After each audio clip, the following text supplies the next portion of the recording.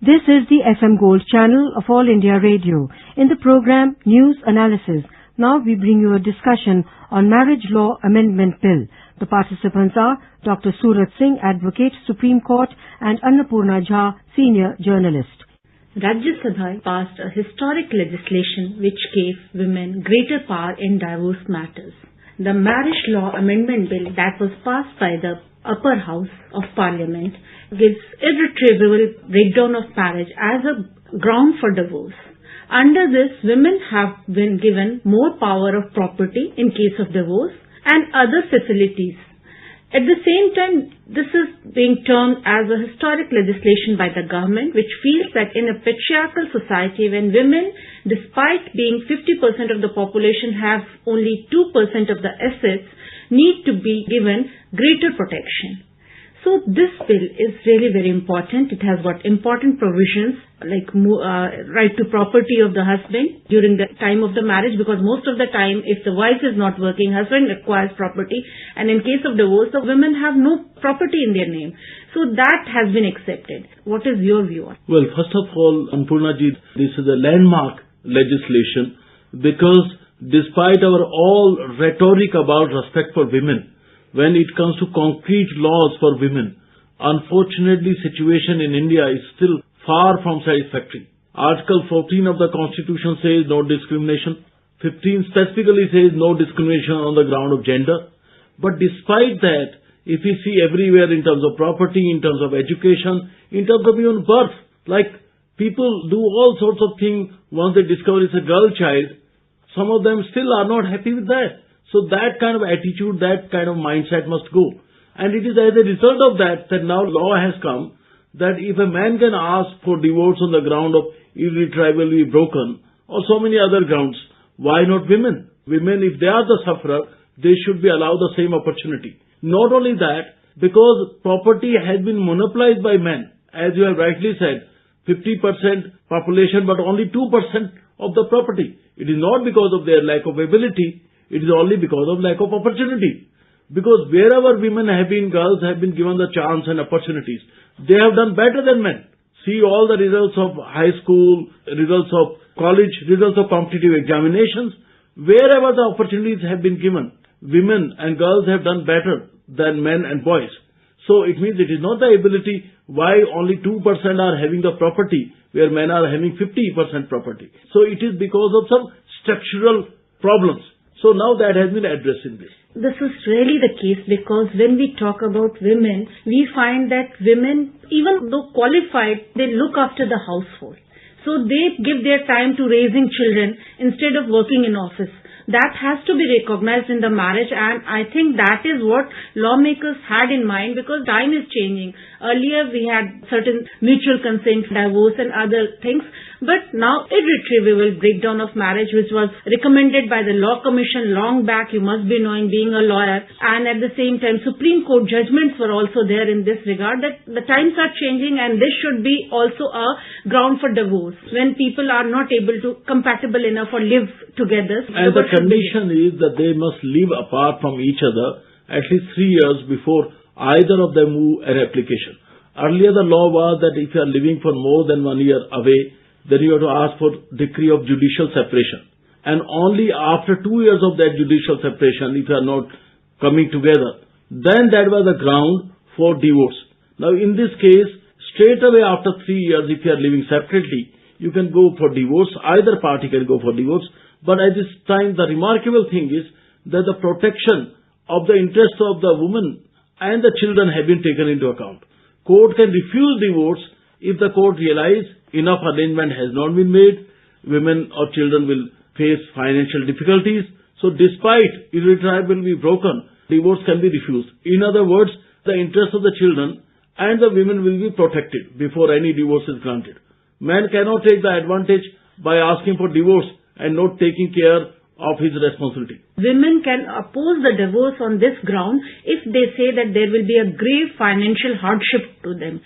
But the thing is, a lot of men MPs during the debate in Rajya Sabha, they had apprehension that this bill is more women friendly and they wanted it to be made gender. Those are really of archaic thinking and they are really outmoded by the change of circumstances. They must upgrade their thinking and thought. The law minister clarified to them that under the Hindu Marriage Act, Section 25, they have been given the right of alimony. They may not get the right in the property of the women in case wife, but they have the right to alimony if the wife is earning and the man is dependent on that person.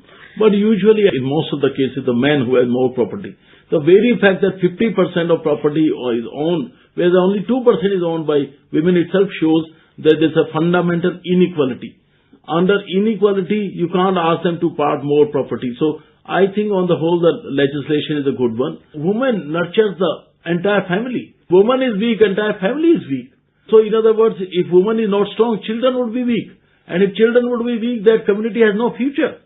So, they should realize that in their own best interest, they must empower women. Women have to be empowered. If you educate one woman, the entire family is educated. If you educate one man, it's only he who gets the education and reaps the benefit. That's a part. This legislation has got a unique thing because when it was evolved and last time when it had come before the parliament, there was a lot of resistance that about the division of property because in this the women get the right of inheritable property also. And a section of lawmakers felt that if women are, because in India we have joint family system and if the divorce is happening, how are you going to divide that joint family? So during that part, the government and the GOM was constituted and it discussed and debated and now they have devised a way in which that inheritable property, the value is considered while deciding the alimony. While women will get the part of that movable property acquired by the husband during marriage, but immovable, inheritable property, that value is considered while fixing the alimony. Absolutely. And that I think is very, very significant because sometimes men are multi-millionaires and when divorce is given, the wife has got nowhere to go. And connected with it, Annapurna ji, Hindu Succession Act itself has been amended to 2005, by which the earlier distinction between male child and female child has been done away with. Earlier only male could be co-partner, means sharing property with their father and grandfather and others. Earlier female child was not considered a co-partner. But after 2005, that distinction has been removed. So now a female can be co-partner, means for all practical purposes, Hindu Succession Act now does not make any discrimination between a male child or a female child, which itself is also connected with it. Because the inheritance was connected under Hindu Succession Act. Now since that discrimination is gone, so one can't say that the property only belongs to brother and not to sister, or if the sister is a married one, then she will not have any claim in inheritable property. So now that step has been taken one step ahead by saying that now inheritable property of husband will also be divided between the wife and the children at the time of divorce. So again, it's a progressive step. It should have been done long ago. But the thing is that when we are talking about divorce and irretrievable breakdown of marriage, children, they are the worst sufferer of breakdown of marriage. And in this case, children have been clubbed along with wife and the mother. The property share is wife and children and husband. But I think this is also a kind of protection because earlier if the man abandons a wife, they had no future with no protection. But in this case, if the court can refuse, if it is convinced that after the divorce, interest of children is not taken care of by the parties who are entering the divorce. Yes.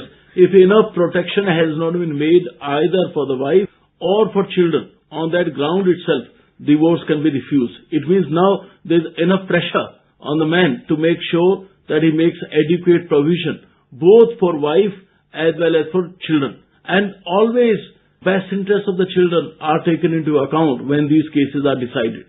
So that principle is also now incorporated because apart from wife, children will be also entitled to have share in the inheritable property. A lot of people who are saying that these kind of law will increase divorce, but we see that the society is gradually fast changing with the spread of education, the institution of marriage, though it is sacred, but still people are opting out, going out. The divorces have become much more common than they were 20 years or 30 years ago. In view of the changing situation, these kinds of amendment, I think is very, very important. The kind of argument that if you allow more right to women, divorce will be more encouraged is not a sound one. It's like saying that if you have more vehicles, then people will have more accidents. Well, there are chances, but people do not meet accident because there are more vehicles. People meet accident because they are careless. So in this case also divorces were already there when marriage was broken. The question was that whether women should suffer more, children should suffer more than men if a marriage is broken. In this case, women does not have to suffer any longer. Earlier the burden of breakdown of marriage was more on women than on men. Now in this case, equality, fairness, equity demanded that women should be treated more fairly, and that has been done. This is what we are saying, that earlier it was the mutual consent, and many a time one of the parties, they used to abstain from court proceedings, and that we used to delay further, and the relief was not granted to the affected person. And now in this law, another very important provision is that supposing both parties filed for irretrievably broken ground as a divorce, but after some proceedings they do not come, then the court can decide on its own. Earlier there was not the provision. So it means when the court realizes that one of the parties is acting funny, for example, the husband is not coming to the proceeding so that he does not have to part with the property, then court itself can decide and can impose conditions. So it's like a court decree. And even the division of inheritable property, I think this is much more pragmatic approach, because if you are not going to divide the house, you are just valuating the house where the entire family is staying and give the portion of that value to the affected wife who has been deprived of residing in that Earlier place. also under, say for example, Hindu joint family, for the male it was assumed that supposing the notional partition takes place, how much his share would be. So if for male child you can do that, why not the same kind of legal thinking is required for women also? So assuming if there was a partition of the property, what would be the value of that property? So that's the way it would be divided. So that's a very fair criteria. It's like saying that if you are putting this much value, then give appropriate share to the wife and children also at the time of divorce. We have seen that the divorce laws were existing in the past also. This is a new legislation. How it is different from the earlier provisions that was there under the law? Well, first of all, under Hindu law particularly, marriage was always considered a sacrament, as opposed to, let's say, English law where it's a contract, or even Muslim law where it is a contract. Earlier it was assumed that divorce is such a bad thing, it can't be given. But now, being a practicing lawyer, I noticed that among NRI, out of 5 marriages, 3 marriages dissolved in first year itself. 60% of marriage get dissolved in first year. Things are changing. The new Indian society is going through a transition, and the role of men and women are changing, and rightly so, because the traditional role in Indian society, there are 3 phases. One, in Vedic period, the position of women was quite good, but then came a period when women really become very much subjugated. So now gradually again the same equality we are trying to achieve. Our constitution says that. But Hindu Marriage Act was a serious compromise. On the one hand, there were orthodox elements who did not want even Marriage Act to pass, and there were liberal elements. So finally a compromise was reached that okay, some right should be given, but some right should be given gradually. So right of a marriage being dissolved on the ground of irretrievably broken should have been given in 1956 itself. But since the time was not ripe for it and public opinion was not conducive, so gradually it was given. So first it was given by mutual consent, and now it has come to irretrievable breakdown. And also the mentality that in childhood father will take care, in youth husband will take care, in old age sons would be taking care of you. So all the time she was bound. She was never an autonomous, independent unit. That is right. That is what this law is aimed to achieve. Thank you. You were listening to a discussion on Marriage Law Amendment Bill. The participants were Dr. Surat Singh, Advocate, Supreme Court, and Annapurna Jha, Senior Journalist. It came to you in the program News Analysis, produced and presented by the News Services Division of All India Radio. This program is also available on our website, newsonair.nic.in. You may email your opinion about this program at airnsttalks@gmail.com.